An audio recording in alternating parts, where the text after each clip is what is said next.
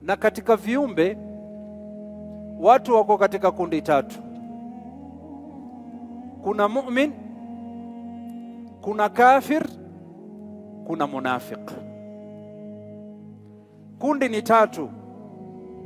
Ima wewe mu'min unayemwamini Mwenyezi Mungu, ama umkufuru Mwenyezi Mungu, ama uchanganye uwe ni munafiq, udhihirishe jambo na ndani waficha jambo. Na hawa munafiqin ndo wana hatari katika umma. Bali Allah subhanahu wa ta'ala ametukanya juu yao. Bali Allah asema juu ya munafiqin, wao ndo adui namba moja kuliko makafiri. Allah subhanahu wa ta'ala asifu kwamba hawa ni waja waovu ambao sehemu yao wataingizwa motoni, bali wanapoingizwa katika moto wa Jahannam wanakuwa kule chini kabisa.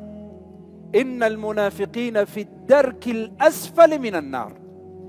Yani Abu Lahab na Abu Jahal na Firaun wao katika moto wa Jahannam watakuwa juu, lakini watakaokuwa kule chini wachomeke zaidi ni hawa munafiqin. ومن أحسن قولا ممن دعا إلى الله وعمل صالحا وقال إنني من المسلمين.